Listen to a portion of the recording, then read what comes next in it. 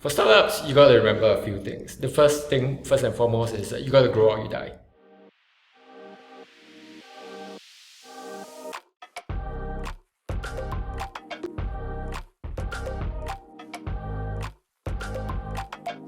Welcome to another episode of Business Beyond Borders. Today we're very excited to have with us Siew Kum Hong, a seasoned professional with more than 20 years of experience, where his career started out as a practicing lawyer at Rajah and Tann, with a focus on intellectual property and tech law, before he leveraged his experiences to join tech companies, including Yahoo Asia, as well as the Airbnb APAC office as their in-house legal counsel.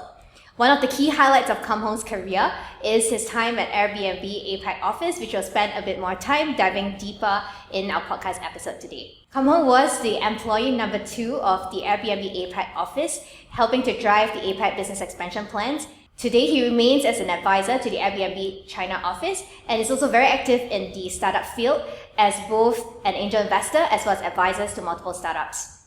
Beyond the corporate realm, Kum Hong's influence also extends to the public service sector, where he was the nominated member of parliament in Singapore, championing social justice causes, and he was also the vice president of Marua Singapore, which is a Singapore-registered NGO focusing on human rights issues. I'm personally always very inspired by Kum Hong's humility, drive, as well as how he thinks about his career journey, and I can't wait for him to share more with the audience here today. Welcome, Kum Hong, to today's episode. Thanks, Daphne. Very excited to be here. Thank you so much. Yeah, maybe you can start off by sharing a bit more about what keeps you busy today. So, thank you for that kind of history of my career. So I had spent 10 years at Airbnb, 2012 to 2022. And the time was right for me to move on. So when that was last year, and so I decided I wanted to take a break. Yeah. And when I started taking a break, I realized that wow, I really needed this break more than I had imagined. And so first piece of advice for everyone is if you get a chance to take a break, in your working life, please do that. It's so valuable. It's so amazing. You get to recharge. Yeah. And it's been a year. I'm beginning to get a little bit restless, really thinking about what to do next. Yeah. And right now, I spend my time. It's about 25% is actually with my mom. Okay.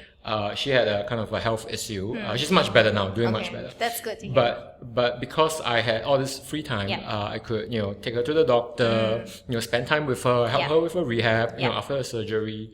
So I continue doing that. 25% of my time is self-care, exercise and things like that. I try and exercise every day, and so I've grown to really enjoy that. And the remainder of my time actually just reading, trying to stay current, but also I do some angel investing and advising founders. And that's something that I really have enjoyed. I mean, it's just so much fun, working with smart, committed, energetic, passionate people. I've been getting energy from that, and just very happy to be able to give back.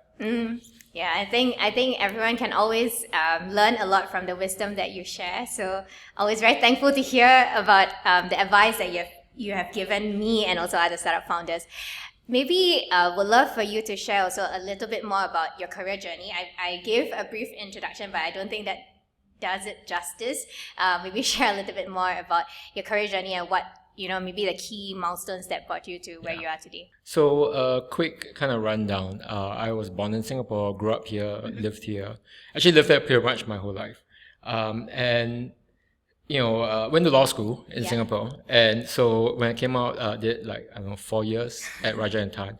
And actually from the very start, I knew I wanted to do technology law. Because I've always loved technology, loved computers as a kid, a bit of a nerd.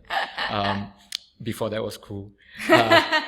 Came out, started my own firm with a couple of friends, and that was 4 years. So I was an entrepreneur for a year. Decided that, wow, this is a terrible way to make money. Very, very... It's not so much I wasn't getting work, I had too much work. Right. And then I decided to actually go in-house. So spent time in a software company, decided enterprise is not for me. Spent 5.5 years at Yahoo in a variety of roles. That was very fun. Right. And then in 2012 I had the opportunity to join Airbnb. as lawyer number 4 globally. And I wanted to work in a startup just to try, right? See what the experience is like. Which year was that? 2012. Okay. Right, so it's October 2012, first lawyer in APAC. Okay. And then, that's just like really joining a rocket ship. Yeah. And it was just so amazing.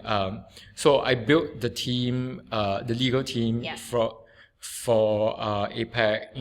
By the time I left, we had, I don't know, like 15 people or something. Nice. And I got the opportunity in 2017 to move over into the business in Airbnb. So 2017 to 2020, I ran the APAC region. Okay.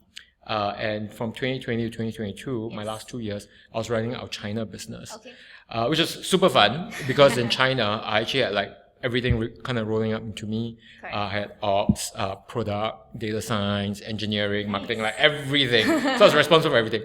It was pretty challenging because that was during COVID, but I learned so much during that period. I got to do so much.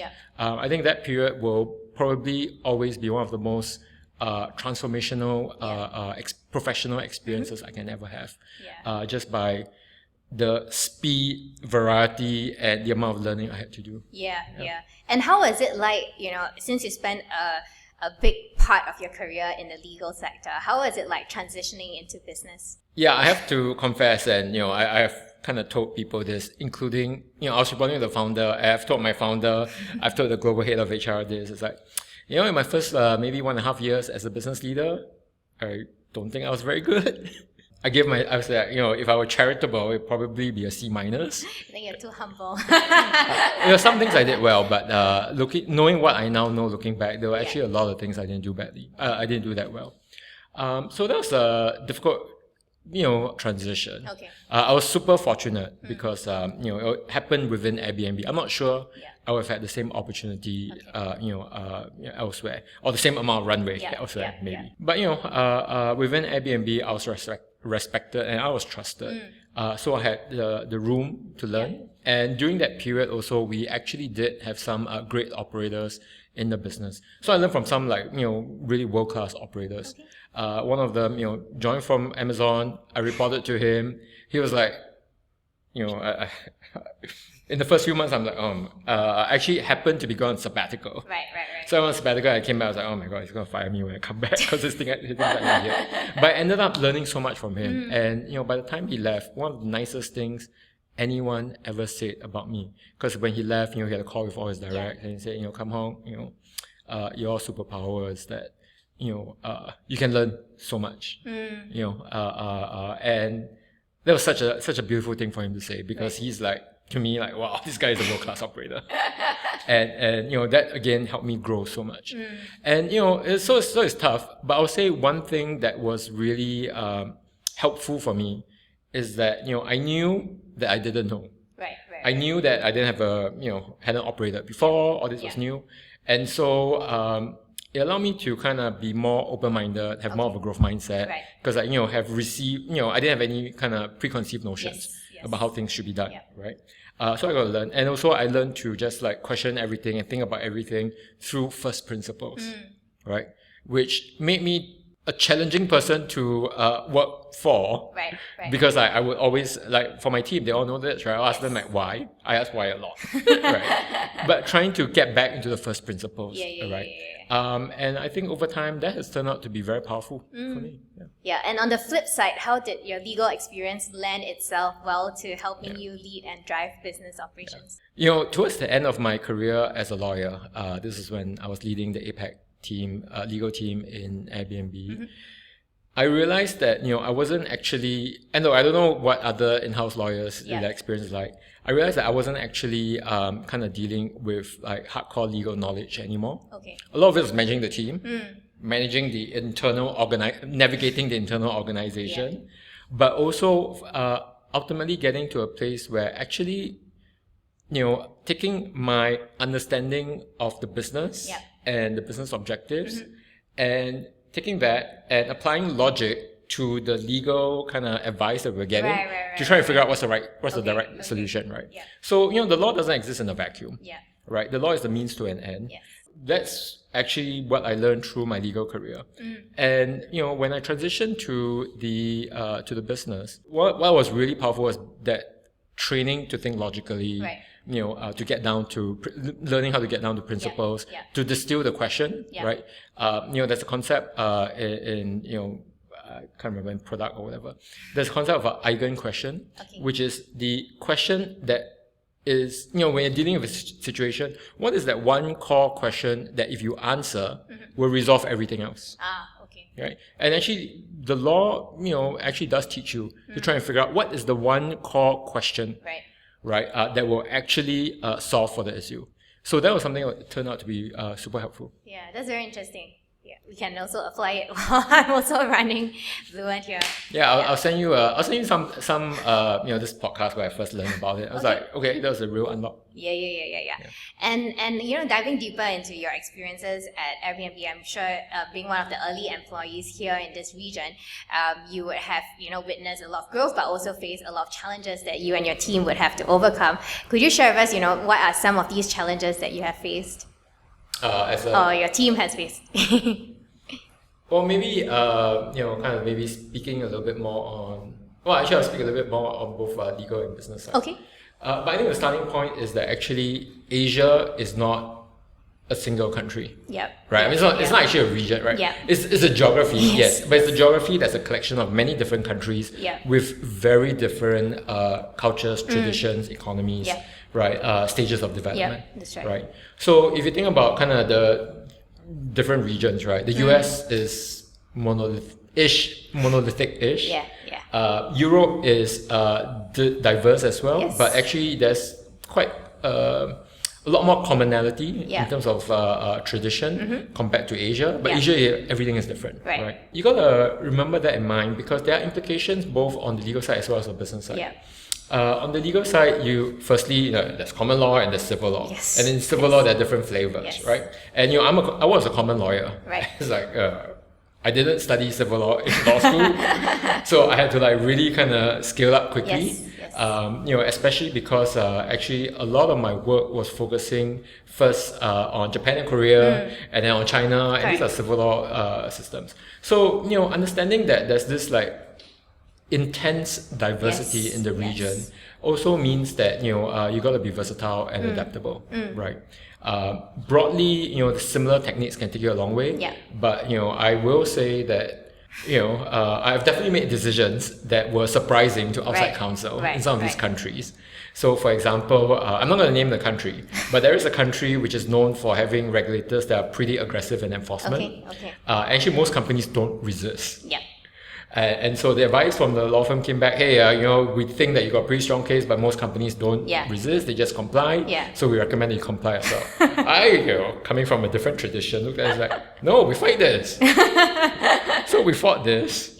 We have won every single stage, repeatedly. We've won everything. The law is on our side. But the regulator was so not used to people pushing. And it's like a specific officer. He keeps coming back and again and again and again. This is like, oh my God. And when I was leaving, I thought, guys, I'm sorry, but we were in the right, but I'm sorry I left you with this. Right. So some of these things you gotta learn and be, I guess I wasn't humble enough, but be humble to know actually pick the battles that you want to fight. Right. So that's on the legal side. And on the business side, I think Airbnb was an MNC. Right. So it was really challenging explaining to HQ how different Asia can be. Right. And every time there's a turnover, there's like, okay, fine, we've got to educate these people all over again, right? That Japan is different from Australia, it's different from India, and so on. So that took a lot of time, and actually the different stages of the markets, we've got really developed countries all the way to real frontier markets, right? Also meant that we've got to just be realistic about the playbooks, the tactics, and the level of investment that you want to put in, right? Questions, I would apply kind of concepts like product market fit, right, for each country. Because you may have product market fit in some countries, but not in others. Right? So, things like that. Okay. And you also mentioned that the APAC region is kind of a collection of geographies and countries put together. And with that, there would definitely be cultural nuances as well. And in relation to that, then the teams will also naturally be more diverse. How do you kind of bridge the diversity within teams and lead them to charge ahead as one? I used to get this question quite a bit, and my answer, this was when I was leading the APAC region for Airbnb. Yeah. My answer for them was this: let's start with the company's values. The company, as a global company, had a set of core values, right? A set of common expectations, and to me, that is the core. That's to be true everywhere. Right. But on top of that, in each country and each office, you're going to have your own, local traditions, local culture, and so that is what makes, you layer that on top of it, and that combination means that every office is unique and different, and yet, you will know you should know there is an Airbnb office when you go into it. Right. And similarly in the ways of working, right? Each country team, may have, everyone has their own challenges, which are different. But each country team may have certain different ways of approaching things. But at the core, it's the same product, right? It's a global platform. And we do expect that, hey, you might localize some of the playbooks, but you start with the same global playbook, right? So, just it's the understanding that's kind of really important to allow you to do that. And also just being intentional about communicating that out to people. So that then they start to understand, for this stuff, it's like, it's going to be globally consistent, but this is the box that we have to play in to make it, more local. And that may not suit everyone, right? We've definitely had people feel like, oh, wow, this like global core, that's not for me. And it's like, to me it's fine, right? As long as both sides had kind of, acted in good faith, good intent, and sometimes things don't work out, but if it's not a good fit, it's not a good fit. I wish you well. Right. Yeah, that must have been quite interesting journey to drive everyone together, and maybe sort of wanting to dive a bit deeper into your experience as the CEO in the Airbnb China office. That must have been quite interesting. I mean, both moving towards the business side of things, but also managing China as a country and a market, and also at the same time, that was, you mentioned, during COVID period, so that must have been quite a challenge or quite interesting experience. How was it like for you, and what were some of the things that you've noticed about the market over your time leading it? I should also add that during this COVID period, I was actually based in Singapore. Okay. So I was actually running the team, over Zoom, right? Which made it more challenging, but it turned out that it was doable. So I took the role running the China business in June 2020. Okay. But actually earlier in my career, for about 10 months, between 2017 and 2018, I was also the interim head of China because there's a leadership transition. I filled the gap, until we brought in the new leader. And at that time, I was like going to China a lot, right? Like Sunday night red eye there, Thursday night red eye back, right? Pretty intense. But it was also during this period that we brought in a lot of leaders. Okay. And so these were the people who, were still in place when I kind of came back in June 2020. So that I had existing relationships, I had a reputation, people knew me, I had a lot of trust with me. So that allowed me to kind of run the team from Singapore over Zoom. If not, it's impossible. In the end, I did make a trip there, right? I did a quarantine as well. So that's kind of the background, but that also made it more challenging, right?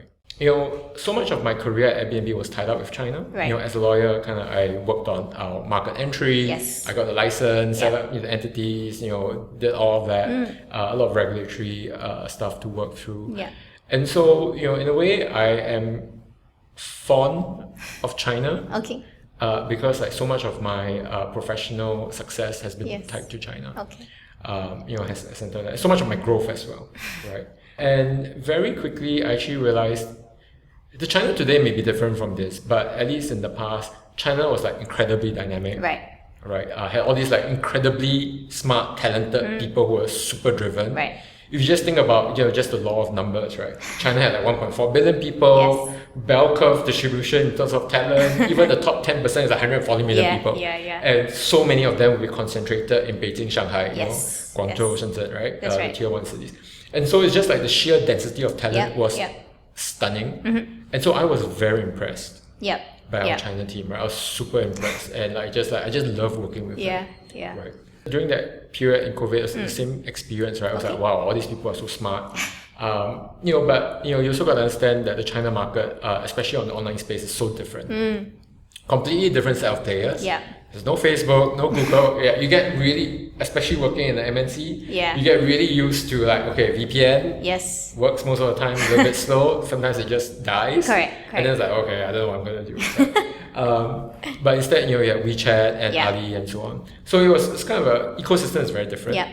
And in the past, you could actually make direct comparisons like, oh, WeChat is like Facebook of China. Yes. Increasingly, you can't make those comparisons because China is like, increasingly diverging. In fact, in some ways, increasingly leading the world in terms of consumer behaviors. And TikTok and Douyin is the most obvious example. Yes. Right. Yes. So just have to learn that landscape. Yeah. Right. Learn the companies, learn the behaviors, learn what happens. That was actually like I spent a lot of time. Doing that, a lot of effort doing that. And the other thing is like the market moves so fast. Yeah. And competition is so intense, right? So remember I said earlier, hey, you got the global core, doing the global playbook, and then you localize.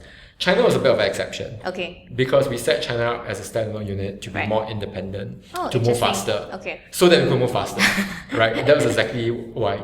That's also why I had engineering and so on reporting to me. Yeah. And so, we had to adapt, right? And the two of the things I'll share, one thing was, firstly, you do have to adapt to local needs. And so the way that we were managing our supply in China was very different from how we would manage supply anywhere else. Okay. So I've been responsible for supply in APAC. I was responsible for supply in China. Yes. I looked at it, I was like, wow, this is like so different. Yeah. It's much more of a managed marketplace. Right. But that's because in China, almost all the marketplaces are managed that way, right? So that was actually a lot of learning. And then the other thing was I also realized that, look, we are local competitors. Yes. I put in place a strategic shift because I was like, look, I can't play the same game that the local competitors are playing because we're probably going to lose. We are faster than the rest of Airbnb, but we're slower than them. Okay. Right? Because we're still a part of MNC. So I realized that, look, you got to play a different game. You got to understand what your strengths are. And then you have to have a different strategy. Yeah. And that took some time to socialize with the team, to explain why and get them behind it. Yeah. But, I think folks understood and they were very, they were very keen on this new strategy. Oh, very nice. And from a product angle, were there some things that you remember that you had implemented to actually help to adapt the product to the Chinese market? There was one thing that we did actually at Airbnb China that never got rolled out elsewhere in Airbnb, although there was a lot of interest in what we were doing. There was actually monetization, paid promos. Right. So essentially host advertising. Right. So the China marketplace was very different from global marketplace in the sense that most of the supply in China was quite professionalized. In the rest of the world, the supply was much less. The proportion of professional hosts was much less. So because of those differences and dynamics, we were confident that we could launch a paid promo product where essentially the host would advertise because they are used to it and they know how to do it, right? And they did it on other platforms. And so we actually built a product. It was very machine learning driven, relied a lot on the models. Actually, it was very successful. It was actually really, really successful. We grew a meaningful revenue stream from the paid promotions without actually affecting quality in the marketplace, and we were very glad for it. And there was a lot of interest from global, but because for a lot of kind of global reasons, they have not launched it. But I actually think that and Brian Chesky has been on record as saying that it's something that they will look at, just not now. Okay. So that was one thing that we did. It was such a great learning experience. Yeah, I'm sure. And reflecting on your overall type of experience and looking ahead, what advice do you have for companies who are looking to expand to the APAC region? Any advice from maybe a legal as well as regulatory angle? Yeah. First thing, legal and regulatory, I'll just say that, for startups, you got to remember a few things. The first and foremost, is that you got to grow or you die. It's grow or die. And you can cover all your legal bases, be super locked down and safe. If it means you don't grow, then it doesn't matter. Right? So there's for earlier stage startups, there's an art in terms of kind of that balancing, where you want to come up to the line but not cross it, but you don't know where the line is, right? Yeah. But then you have to be prepared to take the risk. Okay. Because there is downside risk in not taking those risks either, right? The in terms of if you're not growing fast enough. So that's the first thing I would say. Okay. Second thing is that there are some countries that are clearly more challenging from a regulatory perspective than others. I'm not going to name them, in this interview, but if you talk to any lawyer with any kind of APAC overview, the same few countries always come up. Okay. Right, so you're going to know. It also happens that those countries have a lot of opportunity. Right. So it then becomes, you got to be very intentional about knowing where you can succeed, and then kind of phasing and sequencing, right? Yes. Which one to tackle, right? I think the days of blitzscaling are gonna behind us. Okay. So I think startup looking to expand is you've got to be very intentional. If you are expanding out of your home market, I would really advise, in most cases, selecting a second market first. Primarily it's got to be a meaningful market, but primarily as a use case to test that you can expand to the second market. Right. So, for example, right, if the US is your ultimate goal, Yes. don't make the US your second market. Right. Okay. Right. Unless you're very sure that you can make it there. Instead, you can pick another market. Just make sure that you know how to run a multi-country business first. Yes. Then go to the US. I see. Right? I see. Unless there are urgency reasons to go to the US, right? So things like that you just learn. Over time, because running one country versus multi-country is actually an order of magnitude more complex. Correct. So that's something that we've learned. Okay. And now looking at, you've been spending quite a bit of time in the startup space and also previously in the tech sector. Any advice for startups in terms of how they think about building products? Any advice for them? Yeah, I don't know if I'm... Look, I advise startups, but you also know that I'm quite clear what I'm good at advising on and what I'm not. So I don't know that I'm not a product expert, right? I'm still learning that. But I think there are some, I do spend a lot of time kind of trying to learn about product and product management. And there are some actually really good resources out there that are free. And in terms of giving you frameworks, right? Well, some free, some are not free. And that's the case. That was not the case maybe 8-10 years ago, right? So resources like Reforge and some podcasts, like Lenny's podcast, which I love. Shout out to Lenny, him for Airbnb. But all these things exist, right? Which is great, right? So I would say as people think about as companies think about product, I think there's one universal theme that comes back, which is, hey, what problem are you solving? Right, and you got to remember that it's very human to, very natural and human to go straight to solutioning. Oh, this feature is so cool. Oh, this solution makes sense. But if you're not clear what problem you're solving and whether that's the right problem to solve, you could be just wasting cycles. Right. So and that's actually something that's I'm quite disciplined on in my coaching as well. I will ask what problem are you trying to solve? Yes. And last question, thinking back on your career journey, if there's one thing that you might have done differently, what would it be and why? Yeah, I thought about this for a little while. And look, I feel very lucky about where my career has taken me. I'm incredibly lucky, so I have no complaints. But if there's one thing I could have done differently, I would have definitely, kind of wanted to spend much more time living overseas. So, I mentioned I grew up here in Singapore. I actually spent 6 months in San Francisco together for Airbnb quite early on. But I do think that I would have benefited a lot more if I kind of lived overseas for a more extended period. Those experiences would just have been so valuable. Which country would it be, if I may ask?